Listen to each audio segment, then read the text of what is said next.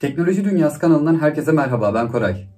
Neobot Nomo Q11 modelini bu video içeriğinde sizlerle inceleyeceğiz. Artılarını, eksilerini konuşacağız. Kutu içeriğinden neler çıkacak, içeriğinde ekstradan neler sunulmuş, özellikleri neler, emiş gücü nasıl kontrol edilir, uygulaması kolay mı, zor mu? Bütün her şeyi bu videoda değerlendireceğiz. Başlamadan önce kanalıma abone değilseniz abone olup bildirim zilini de açmayı unutmayın. Hadi şimdi başlayalım.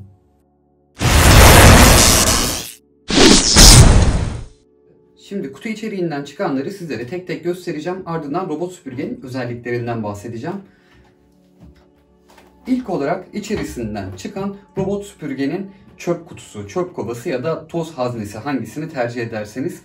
Bu şekilde tasarımsal olarak gerçekten çok güzel bir çöp kutusuna sahip. Bu robot süpürgeyi gerçekten özel yapan, daha doğrusu benim ilgimi çeken özelliği şu tasarım. Evde gerçekten salonda koyduğunuz takdirde ya da hangi yerde konumlandıracak olursanız tasarım bakımından ortama güzellik katacak bir yapısı var. Ve standart alışılmış robot süpürge istasyonlarına nazaran çok daha farklı bir görüntüsü var. Bu kısımda gördüğünüz gibi Neobot yazıyor. Burada da bir Open yazan bir kısım var. Alt tarafında robot süpürgenin gireceği yer, ki zaten biraz sonra açıp göstereceğim. Bu kısımda da çöp haznesi bulunmakta. Çöp haznesinin kapasitesi tam 2,5 litre ve zaten biraz sonra içerisinde gösterdiğimde siz de anlayacaksınız ne kadar büyük olduğunu. Robot süpürgenin şu kısmından bir tane yedek çöp torbası çıkmakta. Onun haricinde burayı koruyan bir sünger kılıf çıkıyor. Sünger kılıfı da şöyle kenara alacak olursak burada robot süpürgenin gireceği hazne bulunmakta. Şimdi şu kısımlara bakacak olursanız buradaki iki tane yer robot süpürge buraya oturduğu takdirde şarj almasına olanak sağlayacak kısım. Şu ortada görmüş olduğunuz kısımda robot süpürge burayla birleştiği takdirde bunun içerisinden vakumlama yaparak robot süpürgenin içerisindeki olan bütün pisliği içerisine çekmeye yarayan boşluk olmuş oluyor. Şimdi bu kısımda tekrardan söyleyeyim, Neobot yazıyor. Alt tarafına da bakacak olursak gerçekten düşünülmüş. Burada yeri çizmemesi için yumuşak silikon yerler yapılmış ve yere koyduğunuz takdirde kaymıyor. Yani böyle koyduğunuzda gördüğünüz gibi çekiyorum ve şu an gelmiyor. Normal robot süpürgelerin istasyonların altında bu şekilde silikonlar kullanılmadığı için istasyona robot süpürge çarpa çarpa itebiliyor. Ama bunu bir yere yaslamasanız dahi bunun herhangi bir şekilde yerinden oynamasına çok da bir ihtimal yok. Yani o robot süpürgenin bunu itme gibi bir şansı bulunmamakta. Üzerindeki kapak mıknatıslı, bu şekilde kaldırılarak açılabiliyor. Açıldığı takdirde içerisindeki çöp haznesi gördüğünüz gibi bu şekilde. Elinizi herhangi bir şekilde toza değdirmeden şunu çekiyorsunuz ve bu şekilde çıkıyor. Buraya çekerken, tabii ki ben şu an böyle yan durduğum için kapatamadım. Çekerken burası kapanıyor ve içerisinde kir hapsoluyor. Siz de bu şekilde alıp çöpe atıyorsunuz. Bunu tekrardan yenisini takacağınız zaman da bu şekilde size geliyor ve buraya oturtuyorsunuz, açıyorsunuz ve artık kullanıma hazır. Şimdi burada da şöyle bir şey var. Şu alt kısmında gördüğünüz gibi bir filtre var. Bu filtreyi de belirli periyotlarla temizlemeniz gerekiyor. Robot süpürge vakum işlemini yaptıktan sonra içerisine aldığı havayı da dışarı atıyor ya, onu da bu kısımdan gerçekleştiriyor. Eğer ki buradan minik partiküller sızacak olursa çöp kutusundan sızıp bunun içerisine gelir ve burada tıkanır. Dolayısıyla bunu temizlemezseniz, belirli periyotlarla temizlemezseniz bu da tıkanmaya sebep olacaktır ve efektif bir çalışma sağlamayacaktır. Çöp haznesini bir kenara almadan önce bahsedeceğim son bir özelliği var. Çöp haznesi vakumlama yaparken çıkarttığı ses 80-85 desibel arasında bir sese eşdeğer. Yani aslında çok yüksek bir ses değil ama gece vaktinde de çalıştırdığınız takdirde ortamda bir gürültü yaratabilecek bir ses. Vakumlaması da bu şekilde. Çöp haznesiyle birlikte bunu buraya alıyorum ve sıradaki parçaya geçiyorum. Robot süpürge geldiği takdirde kutusunun en üstünde sizi karşılayan şu güç kablosu. Güç kablosunu bu istasyona takıyorsunuz. İstasyonun şurada alt tarafında göreceğiniz gibi kabloyu takma yeri var ve ardından da buradan açıp kapama tuşu bulunmakta. Bunu buraya taktığınız takdirde yaklaşık 2 metrelik bir kablosu var. Bu 2 metrelik kablo vasıtasıyla prize bağlayaraktan rahatlıkla kullanabilirsiniz. Ayrıca kutu içerisinden bu şekilde dikdörtgen bir kutuda çıkıyor. Bu kutunun içerisinde de iki tane yan fırça bulunmakta. Bunlardan biri robot süpürgede kullanılacak, diğeri de yedek olarak saklanılabilir. Yani iyi düşünülmüş bir şey, çünkü bu parça çok çabuk yıpranıyor ve dolayısıyla tekrardan yeniden yenisini almanıza gerek kalmayacak. Bunları da şöyle ayırıyorum. İçerisinden User Guide yani kullanıcı rehberi adı altında bir rehber çıkıyor ama bunun içerisinde Türkçe bir kullanım kılavuzu yok. İçerisinde farklı dillerde, daha doğrusu 4 farklı dilde kullanım yer almakta. Zaten kullanım kılavuzuna bu videodan sonra ihtiyacınız kalmayacak çünkü robot süpürgenin özellikleri, uygulaması, kullanımı bakımından bütün her şeyden bahsedeceğim. İçerisinden bir de 2 tane mop, bir tane de yedek HEPA filtre çıkıyor. Robot süpürgenin içerisinde takılı olan bir tane HEPA filtre var. Bunu da yedek olarak saklayabilirsiniz. HEPA filtrenin ömrü bayağı bir uzun süre gidiyor. Kendi evimde kullandığım robot süpürgeyi yaklaşık 9 aydır hatta 10 aydır kullanmama rağmen HEPA filtrem hala sağlam. Yani senede bir kere şunu değiştirmeniz yeterli olacak ki 2 senelik HEPA filtreniz var demektir. 2 tane de mop var. Bu moplar yıkanıp tekrardan kullanılabiliyor. Standart cırt cırtlı mop dışında bir de şuradan takma yerleri var ki onu da biraz sonra takarken sizlere göstereceğim. Kutu içerisinden açtığımda burada robot süpürgenin altına takacağımız moplama kısmı yer almakta. Şimdi bu moplama kısmına süpürgenin şu moplarının nasıl takıldığını göstereceğim. Hani normal standart bildiğimiz robot süpürgelerle bunu tutup bu şekilde buraya takardınız. Taktıktan sonra da tamam kullanıma hazır derdiniz. Ama bunda öyle değil. Bunda şu şekilde siz bu mopu buraya koyuyorsunuz. Burada geçme yerleri var. Şurada geçme yerleri var. Buraya bunu, şuraya da şunu takıyorsunuz. Ardından ortadaki kısma da şunu yerleştiriyorsunuz. Evet, gördüğünüz gibi mop bu şekilde takılı ve gayet de sağlam duruyor. Şu gösterdiğim kısımlar geçmeli. Bunları buraya geçiriyorsunuz. Ardından da moplamaya hazır durumda. Mopun arka tarafında yerle temas eden bir tane tekerlek, ayrıca cihaza taktıktan sonra çıkartmak için de şurada yanda 2 tane tuşu bulunmakta. Bu modelde halıların üzerine geldiği takdirde mop kaldırma gibi bir özellik yok. Yalnız robot süpürge halıların üzerine çıktığı takdirde su akışını kesiyor ve halının olabildiğince az ıslanmasına olanak sağlıyor. Şimdi asıl parça tam olarak bu. Robot süpürgemiz Neobot'un Q11. Nomo Q11 model robot süpürgesi. Bu robot süpürgenin ne gibi özellikleri var ve yüksekliği ne kadar, tasarımı nasıl, bunları beraber göreceğiz. Üst tarafında gördüğünüz gibi şurada Neobot yazıyor. Burada prize yani şarja dön ve burada da başlatma ve durdurma tuşları bulunmakta. Şimdi robot süpürgenin arka tarafından başlayacağım. Robot süpürgenin arka kısmında burada şarj almasını olanak sağlayan kısımlar bulunmakta. Bu kısımlar şu az önce göstermiş olduğum DAC'ın şurasıyla temas ediyor ve şarj alma işlemi gerçekleşiyor. Robot süpürgenin içerisinde şurada combo bir hazne bulunmakta. Bu hazne 250 mililitre toz, 300 mililitre su kapasitesine sahip bir haznedir. Burasında gördüğünüz gibi bir fırça temizleme aparatı var. Burada fırçası, burada da jileti bulunmakta. Bunu tekrardan buraya koyup istediğiniz zaman, kullanacağınız zaman çıkartıp takabiliyorsunuz. Bu kısımdan 300 mililitre kapasiteli su tankına suyu doldurabiliyorsunuz. Su doldurduğunuz takdirde mopa aktarma işlemini şuradaki 3 tane minik noktadan gerçekleştiriyor. Üst tarafına da tekrardan gelecek olursak şuradan basarak açabileceğiniz bir toz haznesi bulunmakta. 250 mililitre kapasiteli toz haznesi tozları buradan cihaza topluyor. Burada gördüğünüz gibi bir HEPA filtre var. Bu HEPA filtre kapağı açılıp HEPA filtre temizlenebiliyor. Ardından da dediğim gibi bir senede bir kere de HEPA filtreyi değiştirebilirsiniz. Ki bu zaten uygulamanın içerisinde kullanıma bağlı HEPA filtrenin ömrünün ne kadar kaldığını sizlere gösteriyor. Şimdi emiş işlemini buradan yapıyor ve burada gördüğünüz gibi bir koruma kapağı var. Şu şekilde görebiliyor musunuz bilmiyorum. Emişi buradan yaptıktan sonra içerisindeki partiküllerin tekrardan robot süpürgenin içerisine dolmaması için bir kapak kullanılmış ki gerçekten güzel olmuş bu. Emmeyi bıraktığı anda bu kapak da tekrardan kapanıyor ve bunun içerisine biriken tozlar tekrardan robot süpürgenin içine, dolayısıyla da oradan da yere, zemine dağılmıyor.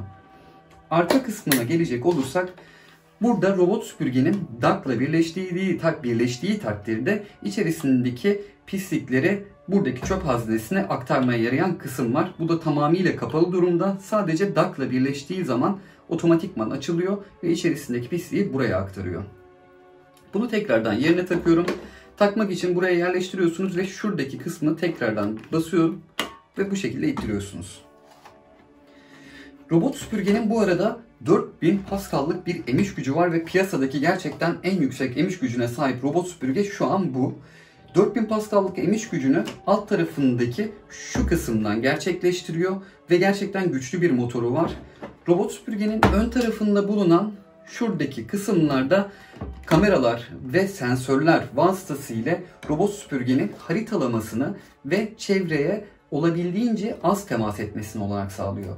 Şimdi bu robot süpürgenin yüksekliği 8.7 santim ve bu robot süpürgede bir lidar sensörü var. Bildiğimiz gibi robot süpürgelerde lidar sensörler genellikle şu kısımda birazcık yüksek olarak bulunur ama bu modelde öyle değil. Yine bir lidar sensörü var. Yine burada ama gördüğünüz gibi gayet yüksekliği düşürülmüş bir biçimde yapılmış ve neden böyle yapılmış onu da sizlere anlatayım. Bu modelde ön taraftaki sensörler ve kameralar buradaki lidar sensörü destekliyor ve haritalamayı bu şekilde çıkartıyor. Yani bu robot süpürgeyi aldığınız takdirde acaba lidar sensörü var mı yok mu? Lidar sensörü olan model acaba benim koltuğumun altına girer mi düşüncesinden kurtuluyorsunuz. Çünkü 8.7 santimlik yüksekliğiyle her koltuğun altına hemen hemen girebilecek bir model bu. Bu kısımda sensörlerin olduğundan bahsetmiştim. Buradaki sensörler robot süpürgenin herhangi bir yerle temasını minimuma indiriyor. Ve burada görmüş olduğunuz gibi hasar, darbe emen bir kısım da var. Bu eğer robot süpürge bir yerle temas ederse gövdenin ve mekanizmanın zarar görmesini tamamıyla engelliyor. Robot süpürgenin altını çevirecek olursam şimdi bu kısımda şöyle şurada 4 tane düşme engelleyici sensör var. Bu model herhangi bir şekilde bir yükseklikten yere düşüp kendine zarar vermeyi kesinlikle engellemiş ve sensörlerinin boyutu gerçekten küçük ama kullanımı bakımından gerçekten muhteşem. Yani bu model herhangi bir şekilde yüksekliklerden aşağı düşmüyor. Burada her şeyden bağımsız bir tekerlek var. Diğer bütün modellerde olduğu gibi bunun da tek işlevi robot süpürgeyi dengede tutmak. Yani bunun bir motoru yok, bir şeyi yok. Sadece belirli periyotlarda eğer bunun etrafını da kıllar, tüyler dolanacak olursa temizlerseniz işlevini yerine getirmeye devam edecektir. Bu tarafta yan fırçanın takılmasına yarayan kısım var. Takımı çıkartımı gayet basit. Takmak için alıyorsunuz, yerleştiriyorsunuz. Çıkartmak için de 3 tarafından tutarak eğer çekecek olursanız rahatlıkla çıkıyor. Şöyle. Gördüğünüz gibi rahatlıkla çıkartabiliyorsunuz. Tekrardan takıyorum ben bunu ve artık kullanıma hazır bir hale getiriyorum yavaş yavaş. Robot süpürgenin burada 2 santim yüksekliği aşabilen tekerlekleri bulunmakta. Tekerleklerin çevresinde gördüğünüz gibi başka içine kıl, tüy kaçabilecek kısım yok ve burası kolay kolay kirlenmiyor. Ve tekerlerin çevresine kolaylıkla kabloların takılmasını da bu şekilde engellemişler. Çünkü tekerlerin çevresinde gerçekten çok büyük bir boşluk yok. Yani bunlar yere temas halindeyken altına yani çevresine bir kablo dolayamaz. Bu kısma gelecek olursam robot süpürgenin fırçası burada bulunmakta. Açmak için şu kısma basıyorum ve açıyorum. İçinden bu şekilde simsiyah bir fırça çıkıyor. Kıllar gerçekten çok sık ve bunların halıya teması durumunda gerçekten derinlemesine bir temizlik yapacağından hiç şüphem yok. Ki zaten 4000 Pascal'lık bir emiş gücü bu modelde olduğu için şu halıya en ufak bir temas etse dahi yüzeydeki kirleri bu alacak. Derinlerdeki kirleri de 4000 Pascal'lık emiş gücü sağlayacaktır. Bunu tekrardan yerine yerleştireceğim. Şu şekilde yerine tekrardan takıyorum ve ardından bunu kapatıyorum. 5200 mAh'lik batarya sayesinde robot süpürge 150 dakikalık bir çalışma sağlıyor. Ayrıca halılar üzerinde otomatik emiş kontrolü sayesinde halılar üzerine çıktığı takdirde emiş gücünü otomatik olarak artırıp azaltabiliyor. Robot süpürge sessiz modda 50 desibel, en yüksek emiş gücünde de 66 desibel ses seviyesinde bir gürültü çıkartıyor. Robot süpürgenin kutu açılışı bu şekildeydi. Kutu içeriğinden çıkanlar tam olarak bunlar. Kullanımı ile ilgili kısımda bu videonun devamında gerçekleşiyor olacak. Şimdi kullanım detaylarına başlayalım. Şimdi robot süpürge görüldüğü gibi şarj istasyonunda ve tabii ki çöp kovası olan yerde sabit bir biçimde şarj oluyor. Şarj olma esnasında şu üst tarafında gördüğünüz ışık sağa sola yani etrafında daireler çizerek mavi bir ışık saçıyor. Şu an şarj olma işleminde herhangi bir uygulama falan indirmedim. Bu arada şu kutu içerisinden çıkan Quick Start kısmını dikkate almanız gerekiyor. Burada kablonun nasıl takıldığını, robot süpürgenin dakının hangi uzaklıklarda, nereye hangi uzaklıkta olması gerektiği her şeyi yazılmış durumda. İstasyonu konumlandırırken arkasını isterseniz bir yere yaslayın, istemezseniz yaslamayın ama ben yaslamanızdan taraftarım. Bir yerde destekli kalacak olursa hem görüntü bakımından da güzel olur hem de daha sağlıklı çalışmasına olanak sağlar. Sağında ve solunda yarım metre kadar, önünde de 1,5 metre kadar bir mesafe, alan kalması gerekli. Şu an ben robot süpürgeyi o şekilde konumlandırdım. Robot süpürgenin dakını o şekilde konumlandırdım. Süpürgenin yanındaki bu koruma objelerini de çıkarttım. Altındaki fırçasını da taktım. Ve robot süpürge artık şu an çalışmaya hazır. Daha doğrusu power on verdim ve dakına gitmesini sağladım. Şu an şarj oluyor. Uygulamayı burada görünen kare koddan veya dilerseniz de App Store veya Play Store'dan NeoBot uygulaması adı altında indirebiliyorsunuz. Burada altında da şunu eklemiş: NeoBot Home değil, NeoBot uygulamasını indirmeniz gerekli şeklinde. Bunu dikkate alarak uygulamayı indiriyoruz ve ardından network bağlantısını yapmak için robot süpürgenin üzerindeki her iki tuşa da 3 saniye basılı tutmamız gerekiyor. Ardından kurulum işlemi başlayacak. Şimdi uygulama ekranda görüldüğü gibi NeoBot. Bunu ben şu an Play Store'dan tabletime indiriyorum. Kontrolü tablet üzerinden yapacağım. Uygulama indirildikten sonraki bu indirile dursun. Ben de diğer yandan robot süpürgenin network işlemlerinin startına başlayacağım. Şimdi robot süpürgeyi bu şekilde önüme alıyorum. Ve şu an gördüğünüz gibi önüme alır almaz aslında hemen istasyonunu bulmak için harekete geçiyor. Yani bunu böyle istasyondan çok da uzakta tutamıyorsunuz. Aldığınız gibi yani yanlışlıkla bir çarpma esnasında bile ortada kalmıyor. Hemen tekrardan dakına gidiyor. Şimdi network işlemlerini başlatmak için tekrardan dakına dönmesini bekliyorum. Oradayken artık tuşlarına basacağım. Hiç inatlaşmayacağım süpürgeyle.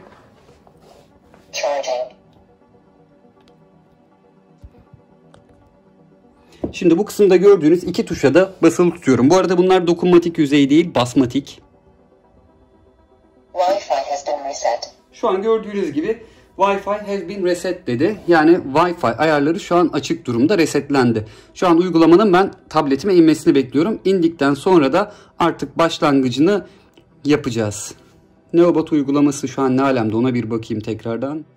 Şöyle, uygulama şu an indi. Aç diyorum. NeoBot şeklinde bizi karşılıyor. Bu arada sesi birazcık kalın robot süpürgenin. Bu ses ayarlarını birazcık azaltabiliriz. Çünkü gayet kaba çıkıyor. Burada katılmak, iptal etmek falan, bunlara katıl diyoruz. Şimdi buraya bir kullanıcı oluşturmanız gerekli. Kullanıcı adınız yoksa kaydolmak için şuradan kaydola basıyorsunuz.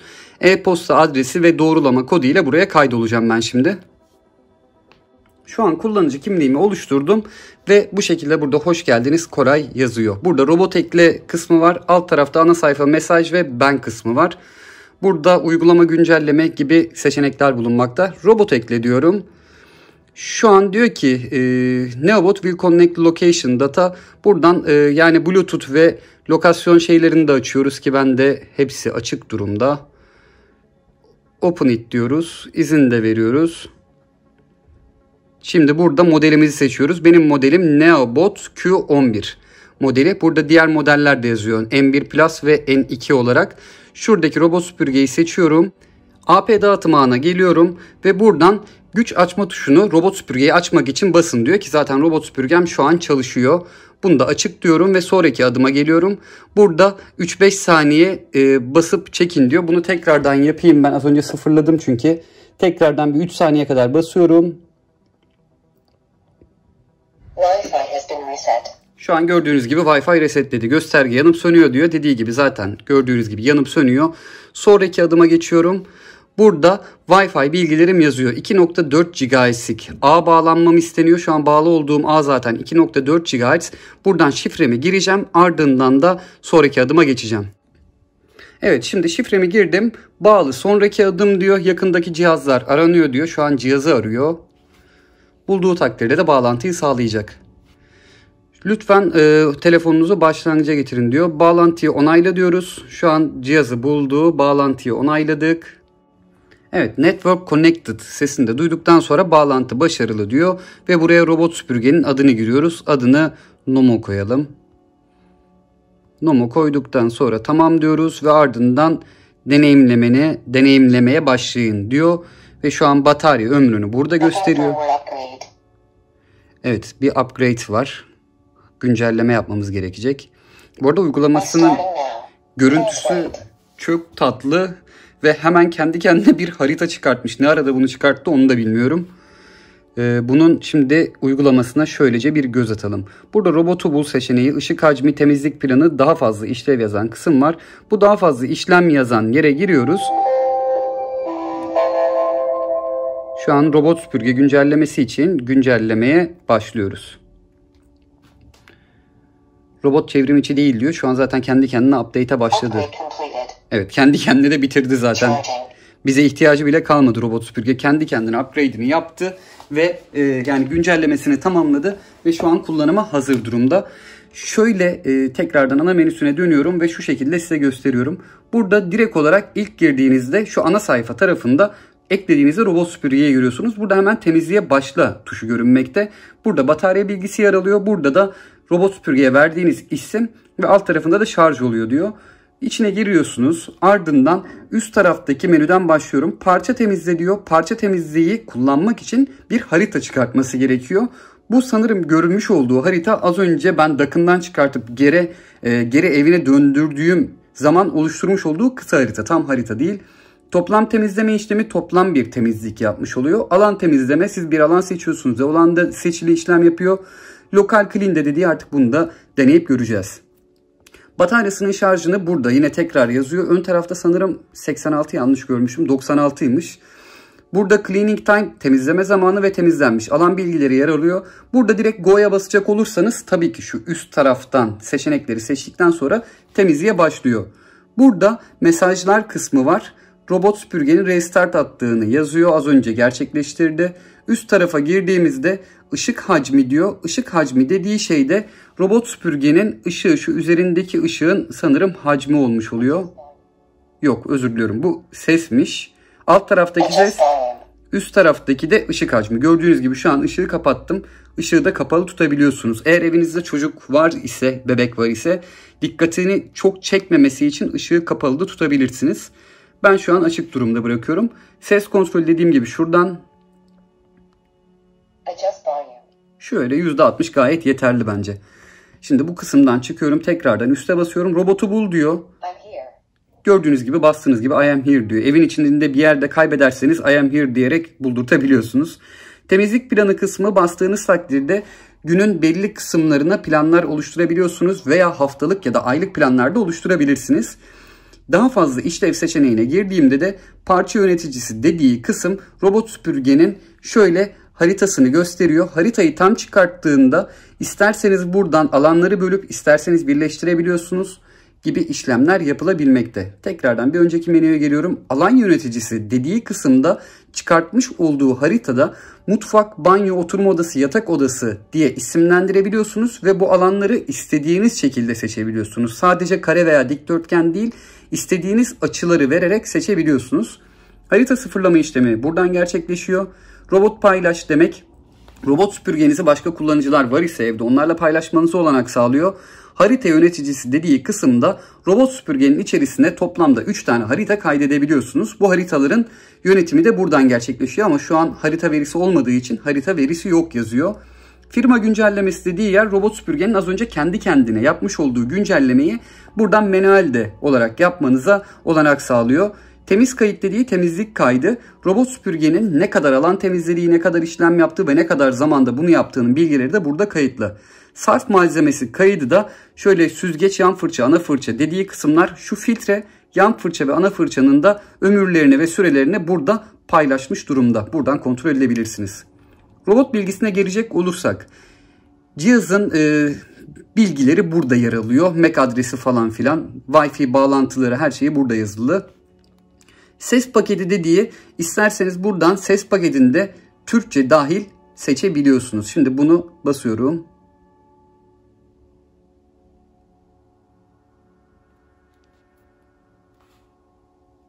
Şimdi gördüğünüz gibi Türkçe ses paketine geçiş yaptı. Bir test edelim bunu. Buradayım diyor gördüğünüz gibi. Sesini birazcık daha duymak için bunun sesini de daha sonrasında artırabiliriz. Şimdi ses paketinden sonra bu arada farklı diller de var burada görmüşsünüzdür ama bizi ilgilendiren kısım Türkçe olduğu için bunu kullanıyoruz. Toz toplama yönetimine geldiğiniz zaman asla toz toplama kısmını aktif ettiğiniz takdirde robot süpürge işlemini bitirip bu istasyona döndüğünde şu içerisindeki çöp kovasına tozları hiçbir zaman toplamaz. Bunu aktif ederseniz, ki böyle bir şeyde gerek yok. Remote kontrol dediği uzaktan kontrol bastığınız zaman uzaktan kumandasıyla böyle ileri geri go şeklinde kontroller yapabiliyorsunuz.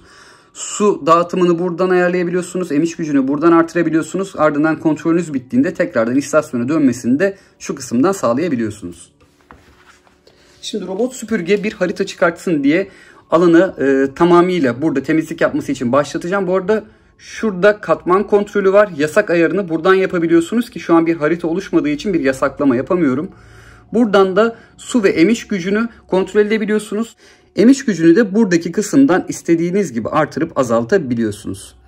Şimdi robot süpürgeyi toplam temizleme kısmına basıyorum ve ardından şuradan Go'ya basacağım. Yalnız bunun öncesinde evin içerisine birazcık dağıtacağım. Yerde engellerle karşılaştığı takdirde ne gibi tepkiler verecek, etrafından mı geçecek yoksa çarpacak mı, bunları da görelim diye ufaktan bir evi dağıtıyorum. Şimdi ufaktan dediğim gerçekten çok ufak dağıttım. Ben robot süpürgeyi tam alan temizliğine başlaması için start'a veriyorum ve beraber robot süpürgeyi temizlikte izliyoruz. Temizlemeye başla.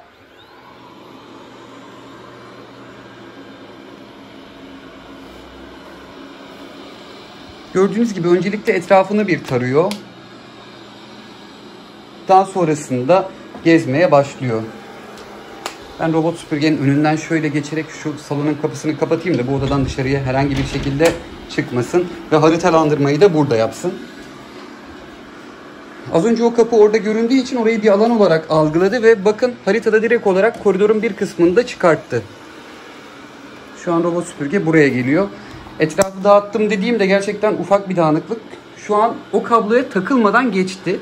Yani o kadar yükseklikteki bir şeyi bile algılayarak takılmadı.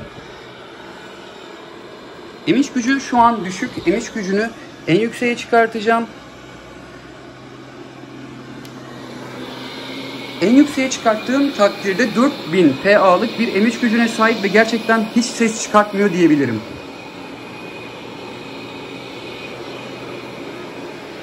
Topa çarpmadan geçti ama arkasından çıkarttığı rüzgarla top birazcık savruldu. Çıkarttığı sesi yakından duyabilmeniz için robot süpürgenin iyice dibine kadar gireceğim.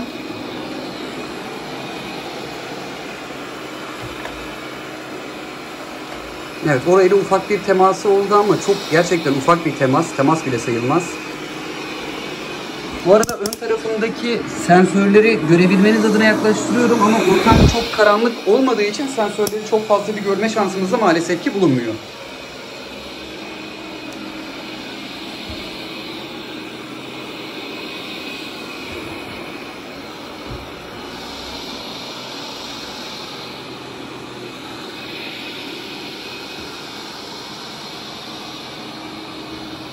Gerçekten eşyalara çarpmadan yanından geçebiliyor ve haritalandırmayı da çok hızlı bir şekilde sağlıyor.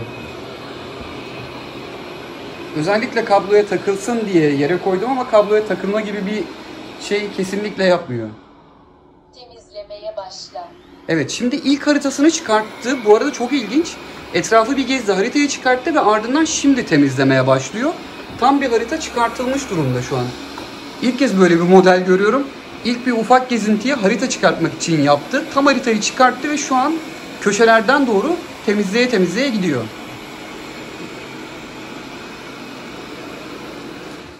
Önce köşelerden temizleyerek başladı bu arada.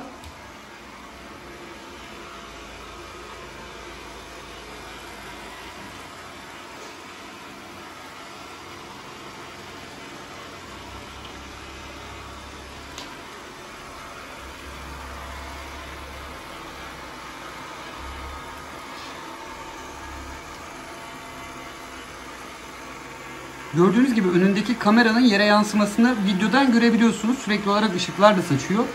Bunu normalde gözle göremiyorsunuz. Sadece bu kamera vasıtasıyla görüntüleyebiliyorsunuz.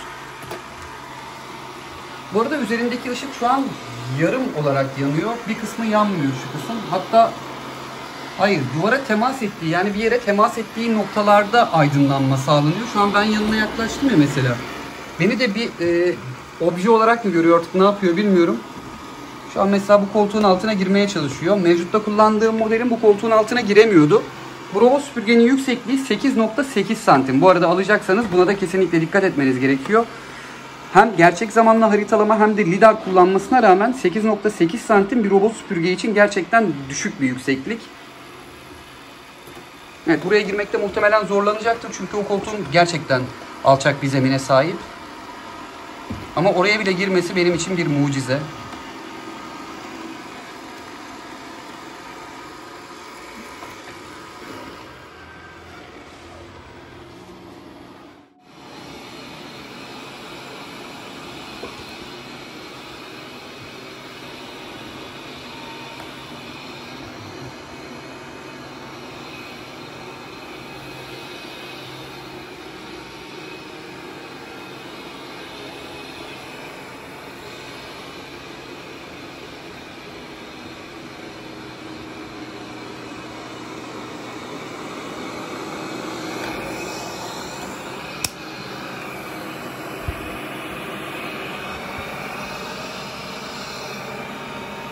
Evet, ben bu kısımları artık hızlandırarak geçeceğim.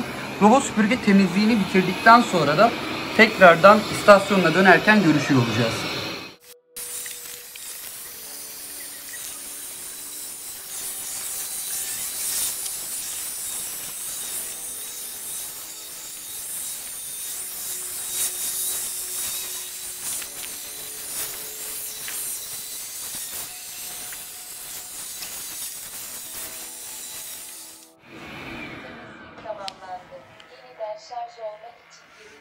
Evet, gördüğünüz gibi temizlik tamamlandı dedi. Yeniden şarj olmak için DAK'a dönme işlemini gerçekleştiriyor şu an.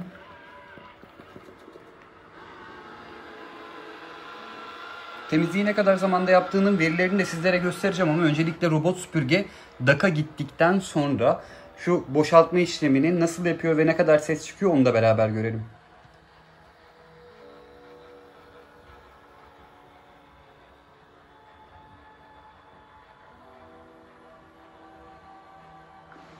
Evet, DAK'ını buldu şu an.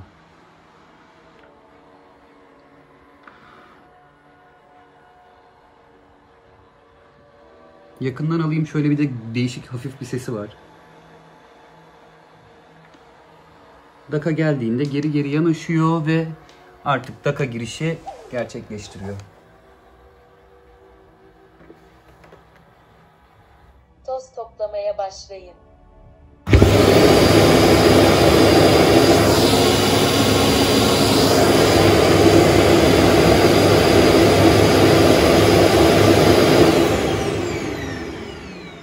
Toz toplama tamamlandı. Doluyor. Yemin ederim çıkarttığı ses bir anda beni ürküttü. O kadar yüksek bir ses çıkarttı ve perdeyi oynattı ki yani o gümbürtü beni açıkçası birazcık korkuttu. Neyse, şimdi verilere dönelim. Verilere döndüğümde 84'lük bir bataryası kaldı. Zaten %96-97 de başlamıştık. 14 dakikada 12 metrekarelik bir alan temizliği sağladı. Bu arada haritayı şu an bu şekilde çıkartmış durumda. Bütün odanın tamamıyla haritasını çıkarttı. Şarj istasyonu gördüğünüz gibi burada, robot süpürge de önünde konumlanmış durumda. Gayet güzel bir temizlik yaptı. Sadece bazı noktalardan birazcık fazla geçti. Örnek veriyorum, şuradaki koltuğun altında şu kısımda fazla vakit harcadı. Neden onu yaptı bilmiyorum. Belki de ilk haritayı çıkartma dolayısıyla böyle bir işlem oldu. Bu arada şunu da bahsetmeden geçemeyeceğim. Bugüne kadar incelediğim süpürgeler arasında gerçekten en ilginci. Neden diyeceksiniz? Haritasını basit bir gezmeyle çok kısa bir sürede çıkarttı. Yani 2 dakikadan daha kısa bir süre gezmeyle tam harita çıkarttı. Ve daha sonrasında da bu haritayı geliştirerek, üzerine katarak bu şekilde bir temizlik yaptı. Yani bence temizliği eminim ki harikadır. 4000 Pascal'lık bir emiş gücüne sahip robot süpürge acaba ne kadarlık bir çöp topladı onu da beraber görelim. Şu kapağı çıkartıyorum ve gördüğünüz gibi balon gibi şişmiş durumda bu. Bunu yukarı çekiyorum ve abi bildiğin yani içini doldurmuş şu kısımlarını. Ki bu evde daha dün temizlik yapıldı. Dün temizlik yapılmasına rağmen, dün normal süpürge çalışmış olmasına rağmen bu şekilde bir toz çıkışı ben beklemiyordum. 4000 Pascal'lık emiş gücü sayesinde gerçekten yerde olan, şöyle yakından da göstereyim, en ufak bir tiftik bile kalmadı. Her şeyi açık açık toplamış durumda bu robot süpürge. Şimdi buradan katmanlardan neleri kontrol edebiliyoruz ona bakalım. Şimdi buradan yasak ayarı var. Yasak ayarına girdiğiniz takdirde alan listesi yazıyor. Buradan alan listesi eğer oluşturacak olursanız liste buraya yerleşiyor. Buradan kare alanlar seçebiliyorsunuz. Nasıl seçebiliyoruz? Şuraya artıya basıyoruz. Mesela mutfak dedi. Bunu isterseniz isimlendirebiliyorsunuz. Veya isterseniz bu şekilde şekiller vererek yasak alanda oluşturabiliyorsunuz. Mesela ne yapabilirsiniz?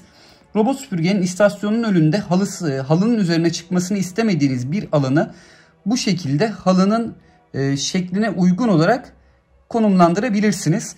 Veya benim buradaki koltuğum gibi altına girmeye zorlamasını istemediğiniz alanlar için de bu şekilde bunu buraya çekip bunu yasak alan olarak belirleyebilirsiniz ki ama buna pek bir gerek yok. Bu sadece dediğim gibi istemediğiniz yerlere robot süpürgenin girmesini engellemek için olan bir ayar. Şimdi bunu şu şekilde ayarlayabiliyorsunuz. Burada paspas ve temizleme olmasın şeklinde ayarlayabiliyorsunuz. Mesela buna bastığımda hem paspas hem de vakumlama işlemi burada olmasın diye ayarlayabiliyorsunuz. Neyse bu kısmı şimdilik siliyorum. Buradan geri geliyorum. Buradan tekrardan robot süpürgenin daha fazla ayar kısmına gelip harita yöneticisine basıyorum. Harita yöneticisine bastığımda gördüğünüz gibi şu an bir tane çıkartmış olduğu harita var. Bu haritaların fazlalığı 3 taneye kadar olabiliyor. Yani 3 tane harita buraya konumlanabiliyor. Tam evinizin haritasını çıkarttığınızda bir harita oluyor. Diğer haritaları da çıkarttığınızda 2-3 şeklinde buraya yerleşiyor. Neabot Q11 robot süpürge ile ilgili söyleyeceklerim bu kadardı. Eğer videomu beğendiyseniz beğen tuşuna basmayı unutmayın. Şayet bu robot süpürgeden almak isterseniz ben Trendyol satış linkini açıklamalar kısmında paylaşıyor olacağım. Siz de almayı düşünürseniz videomu inceleyip ardından da satıcıyla iletişim kurabilirsiniz. Bir sonraki videoda görüşmek dileğiyle. Kendinize iyi bakın.